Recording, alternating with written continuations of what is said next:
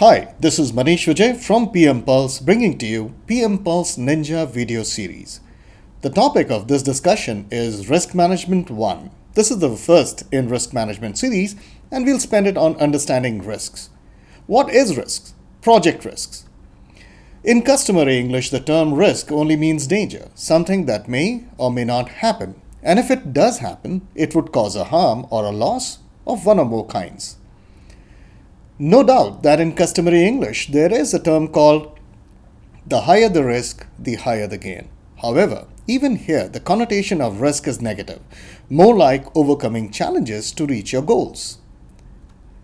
However, in project management language, risk has a more simpler meaning. And it is because of this simpler meaning that people tend to go on a tangent about the meaning and context of risk management in projects. Let's look at the basic definition of risk in project management. Risk is any uncertain event which has an impact on your project. Therefore, risk is equal to any uncertain event that has an impact on the project. The impact may be positive or negative.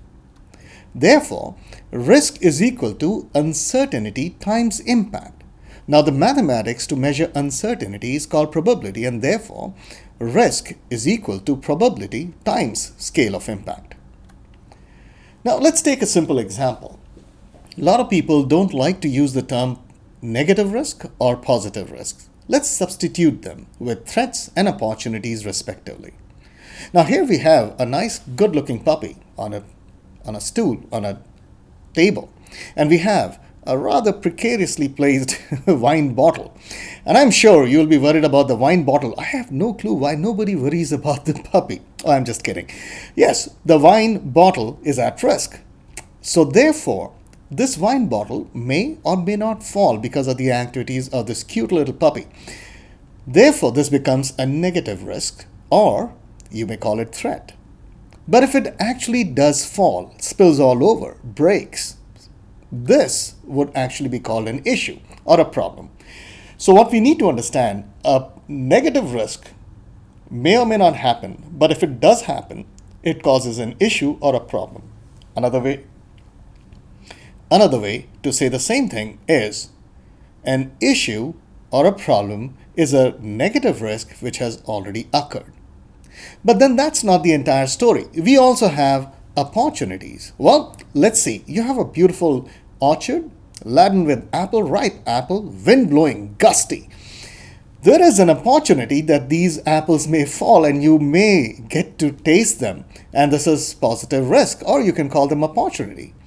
But let's say if they actually fall down and you do get to bite through these ripe red apples, you enjoy the taste, well then that becomes gain or benefit or windfall. So again, a negative risk, if it occurs, it's called an issue or a problem.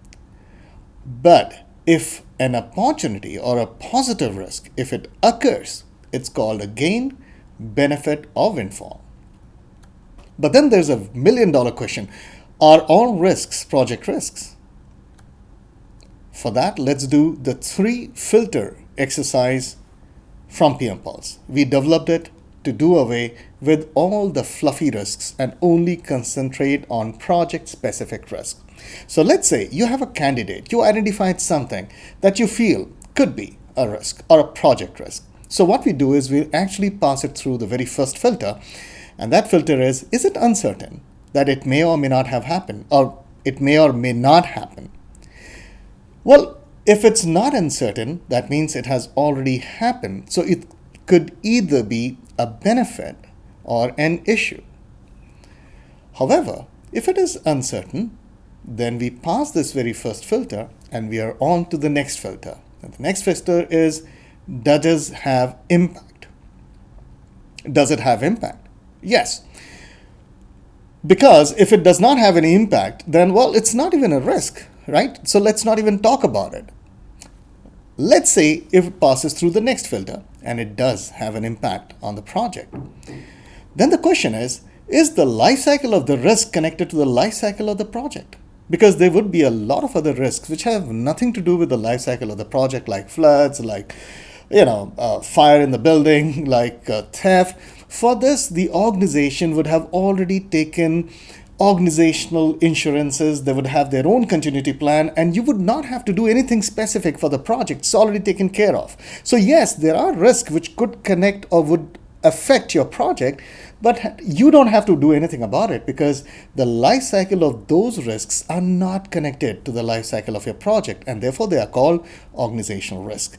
It's only after that this third filter is passed that you actually get what is known as project risk. I really do hope that you've understood it, taken it, because we at PM Pulse really work hard to ensure that you get the absolute correct concepts and not theoretical concepts about anything to do with project management. PM Pulse is the pulse of project management. If you would want to visit more of our PM Ninja videos, just subscribe to our YouTube channel. This way you'll make sure that you'll get all the good project management videos in your feed.